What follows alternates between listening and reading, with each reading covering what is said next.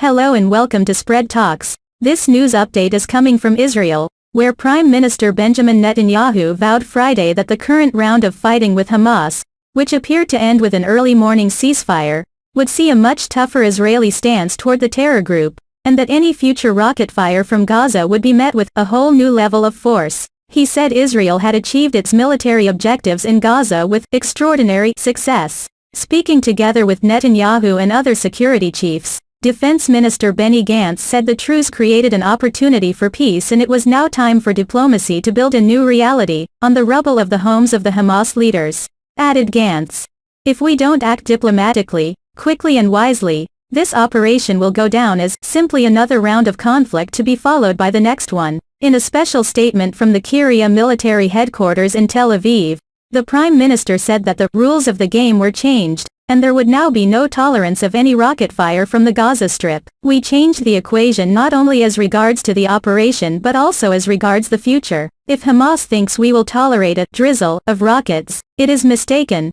the Prime Minister said, referring to the sporadic fire often seen from Gaza between rounds of more major conflict in recent years. "We will respond with a whole new level of force to every instance of aggression against the Gaza envelope communities or anywhere else in Israel," he said. The Prime Minister also said that the success of the entire operation, including the thwarting of Hamas drones and most rocket attacks, via an improved Iron Dome missile defense system, and countering Hamas attempts to attack from the sea, meant that the terror group would be more careful in the future about attacking Israel. "Most of Hamas's capabilities have been harmed, far more seriously than Hamas commanders imagined. Hamas thought it could fire on Jerusalem and the cities of Israel, and we would just react with business as usual," the Prime Minister said. Netanyahu later issued an English-language statement. The Premier said that Israel fulfilled its objective to deal Hamas a blow it cannot imagine, by destroying the terror tunnel network it built in Gaza.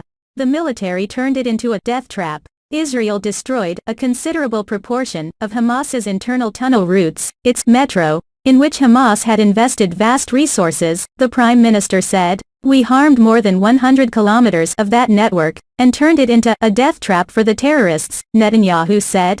The Prime Minister said that although the terror group wanted to carry out many cross-border attacks, including at the tail end of the operation, it was thwarted by Israel's subterranean barrier, which detected and destroyed the terrorists.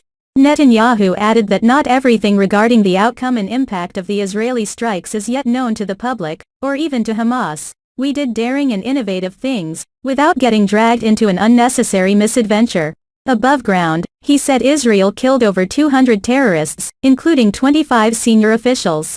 "And those who didn't die, know today that we can reach them everywhere above or below ground," the Prime Minister said, calling it an achievement no military has ever achieved. "Hamas may be bragging as it emerges from the tunnels," he said, "but they realize the destruction they brought upon themselves inside Gaza. They know we set them back years." Netanyahu also alluded to the Israel Defense Forces' controversial demolition of a Gaza tower where numerous media agencies had offices, saying that none of the buildings that were struck were innocent buildings. Instead, he said they were Hamas offices, Hamas command centers, Hamas weapons stores. "We hit rocket factories, weapons labs, weapons stores. And we did this with minimal harm to non-involved civilians."